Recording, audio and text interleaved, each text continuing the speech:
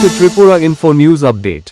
উদয়পুর মহকুমা শহর ও সংলগ্ন এলাকায় ধারাবাহিক চুরির ঘটনায় শহরবাসীর মধ্যে তীব্র আতঙ্ক ও ক্ষোভ ছড়িয়ে পড়েছে। কেউ চরম আর্থিক অনটনের কারণে অপরাধের পথে পা বাড়াচ্ছে, আবার কেউ নেশার টাকা জোগাড় করতে চুরির সঙ্গে জড়িয়ে পড়ছে বলে অভিযোগ উঠছে।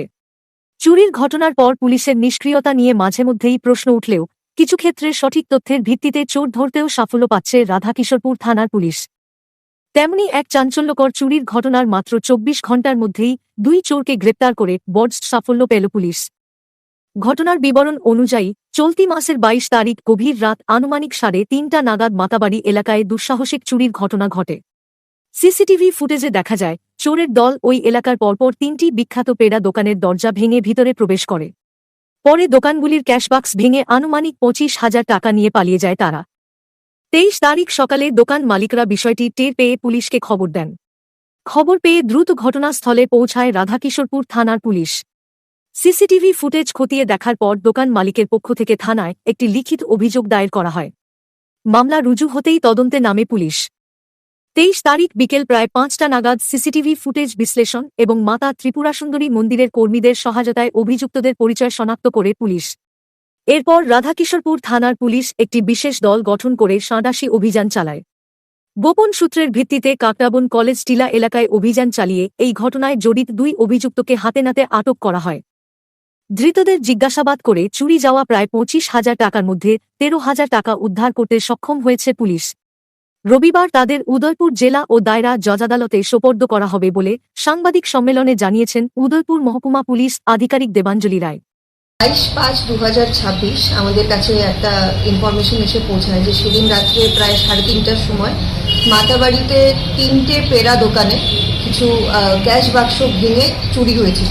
তো অ্যাকর্ডিংলি আমরা কমপ্লেনেন্ট থেকে কেস রেজিস্টার করি এবং তদন্তমূলে আমরা জানতে পারি যে দুজন লোক সেদিন রাত্রে সেই দোকানে প্রবেশ করে সেখানের ক্যাশ বাক্স ভেঙে সেখান থেকে প্রায় ২৫,০০০ টাকার মতো চুরি করে নিয়ে যায়।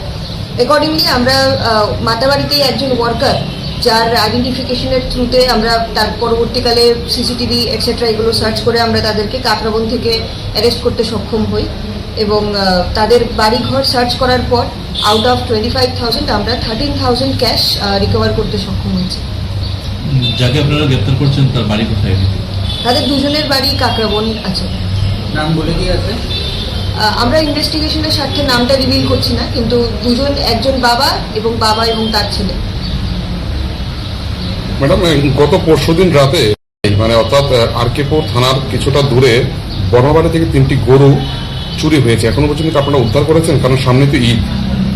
এখন যে চুরির ঘটনাগুলো সামনে আসছে এগুলোর জন্য আমরা টিম ফর্ম করেছি, এমনকি আদার ডিস্ট্রিক্টের সঙ্গে আমরা কোঅর্ডিনেট করছি যে যদি কোনো বাইরের থেকে কেউ এসে চুরি করে থাকে। কিন্তু এখন পর্যন্ত আমরা যে ক্লু পেয়েছি আমরা আশা করছি যে আগামী দিনে আমরা রিকভার করতে সক্ষম হব।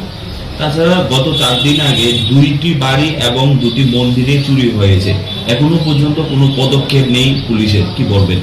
না, পদক্ষেপ নেই কথাটা বলা ভুল হবে, কারণ আমাদের স্পেশাল পেট্রোলিং চলছে, এমনকি রাত্রেবেলা আরকেপুর পিএস থেকে টিএসআর মোতায়েন করা হয়েছে এবং এছাড়া যেই গ্যাংটা আমরা রিকভার করেছি এখান থেকে এই গ্যাংটাই মাতাবাড়ির মধ্যে গতদিনে যেই বেশ কয়েকটা চুরির কেস আমরা সামনে এসছে, এই কেসগুলোর মধ্যে এই গ্যাংটাই জড়িত থাকতে পারে, যার জন্য ওদেরকে আমরা 5 দিন রিমান্ডে নিয়েছি।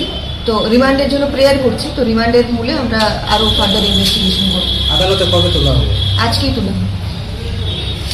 To Tripura Info and press the bell icon so that you never miss any latest updates and news on Tripura.